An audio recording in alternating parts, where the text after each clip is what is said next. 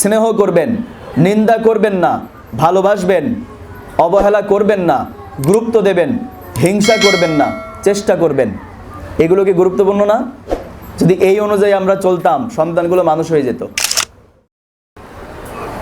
তো এই মাদ্রাসা করতে গিয়ে এর পেছনে যে ত্যাগ তিতিক্ষা আছে সেটা আল্লাহ ভালো জানেন, সেগুলো আমি আর এখানে উত্থাপন করব না। তবে এতটুকু বলছি, ইমরান ভাই তার কথার মধ্যে এই কথাটাও এনেছিলেন যে আমরা যেটা করিনি সেটা আপনারা কখনোই বলবেন না বা বলতে পারেনও না। শুধুমাত্র কিছু কথা আপনাদের শুধুমাত্র এসে যায়, পাবলিক প্লেস তো, আর আমরা তো মানুষ। আল্লাহ তাআলা অনেক সুন্দর জিহ্বা দিয়েছেন, কথা বলার শক্তি দিয়েছেন, আল্লামাহুল বায়ান, কথা বলার শক্তি আল্লাহ দিয়েছেন। তো যেহেতু কথা বলার সামর্থ্য শক্তি আছে, কথা তো আমরা বলতেই পারি। এতটুকু একটা জিহ্বা, এই জিহ্বা দিয়ে চাইলেই প্রত্যেক দিন হাজারো হাজারো কথা আমরা বলতে পারছি। এটা আল্লাহর পক্ষ থেকে বড় নিয়ামত। তবে জিহ্বা থাকলেই যা ইচ্ছা তাই বলা যাবে না, যাবে? আপনি জিহ্বা আছে, কণ্ঠ আছে, কথা বলার শক্তি আছে, কিন্তু কথা বলার স্বাধীনতা নেই। আপনি চাইলেই যা ইচ্ছা তাই বলতে পারেন না যদি আপনি মুসলিম হন। আপনি চাইলেই যা ইচ্ছা তাই মুখ দিয়ে পেশ করতে পারেন না যদি আপনার মধ্যে আল্লাহর ভয় কাজ করে। এই কথাটুকু আনার কারণ হচ্ছে আমরা প্রতিষ্ঠান করতে গিয়ে কিছু কথা আমাদের কানে আসে, সে কথাগুলো আপনাদের জানা প্রয়োজন, তাই বলছি।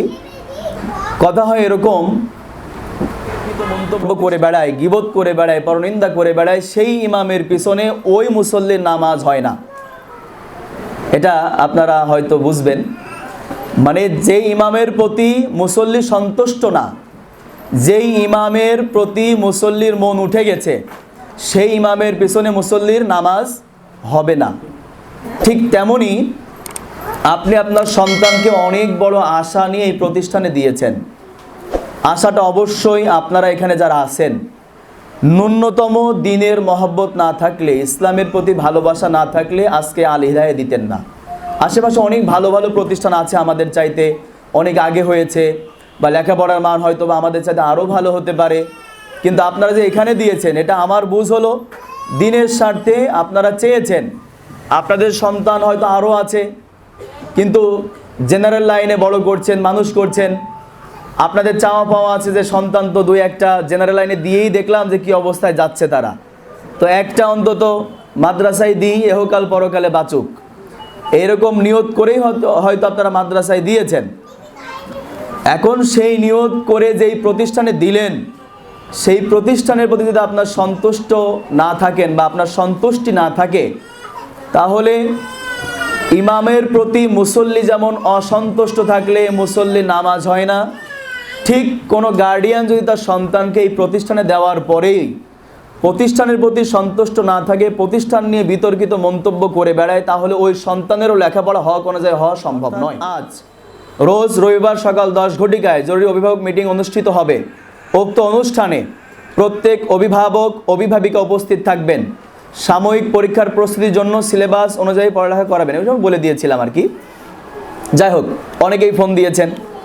এরপরেও হোয়াটসঅ্যাপে আমি কয়েকবার বলে দিয়েছি, ভয়েস দিয়েছি, লিখে দিয়েছি। অনেক ব্যস্ত সময় পার করার পরেও হোয়াটসঅ্যাপে আমি সেগুলো নক দেওয়ার পরেও অনেকে আজকে অনুপস্থিত, অনেকে আসেনি, অনেকেই হয়তো বা পরবর্তী শুনতে চাইবেন। এইগুলো কিন্তু খুবই খারাপ দিক বলা যায়। সন্তান আপনার, এই সন্তানের হক আদায়ের ব্যাপারে আপনাকে সজাগ থাকতে হবে।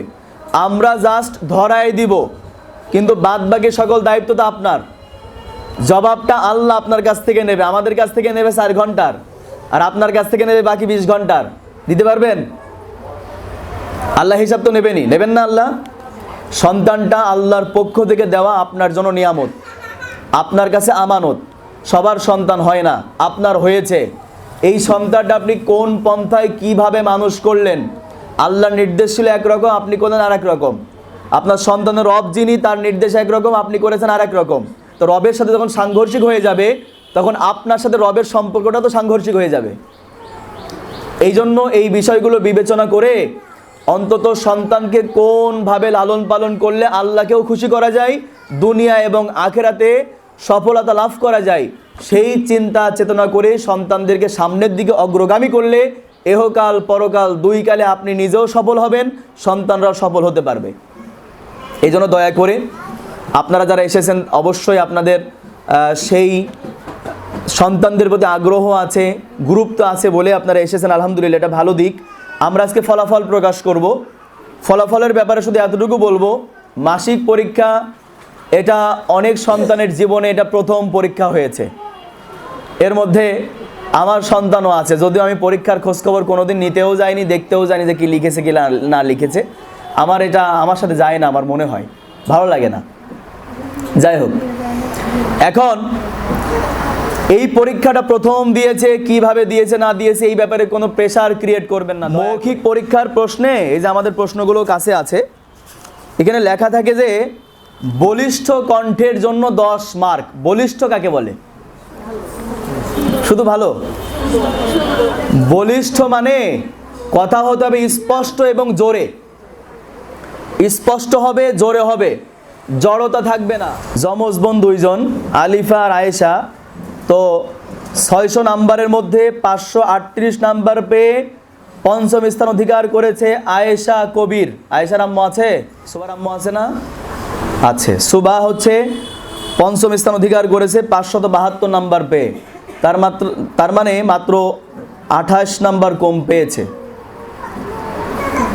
অনেক ভালো কিন্তু এগুলো, যে 600 নাম্বারের মধ্যে। আচ্ছা, 600 নাম্বারের মধ্যে 574 নাম্বার পেয়ে চতুর্থ স্থান অধিকার করেছে মাহিয়ান আহমেদ। কেউ নেই হয়তো।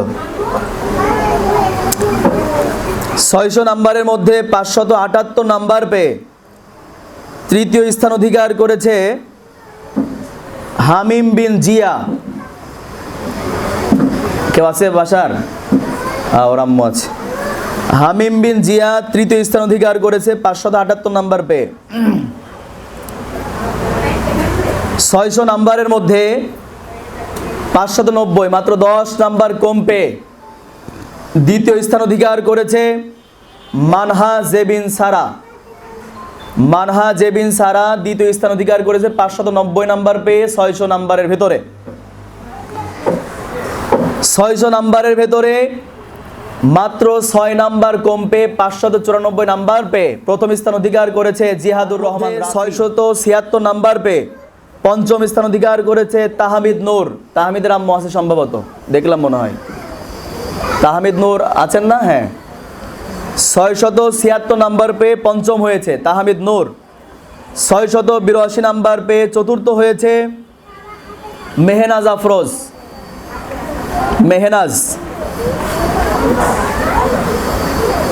692 নাম্বার পেয়ে তৃতীয় স্থান অধিকার করেছে আয়েশার কেউ আছে? আপনি কে হন আয়েশার? খালা। আয়েশা 692। দ্বিতীয় স্থান অধিকার করেছে 725 নাম্বার পেয়ে 800-র মধ্যে মুস্তাক আহমেদ। মুস্তাক হয়তো কেউ আসেনি, আছে? হ্যাঁ, ও 2 হয়েছে। 800 নাম্বারের মধ্যে 772 নাম্বার পেয়ে বরাবরের মতো এবারও প্রথম স্থান অধিকার করেছে আশরাফুল ইসলাম। আপনারা জানেন সেটা অনেক ভালো, আল্লাহ তাআলা কবুল করুন সবাইকেই। সবাই ভালো করেছে আলহামদুলিল্লাহ। সবার নাম্বারগুলো খুবই সুন্দর আছে। কয়েক নাম্বারের কম বেশি সেটা থাকতেই পারে, এটা আপনাদের ছাত্রী জীবনেও ছিল, আমাদেরও ছিল, এদেরও আছে, সেটা থাকবেই। শেষ কথা হলো আপনারা খাতাগুলো নিয়ে যাবেন, মানে বিশৃঙ্খলা না।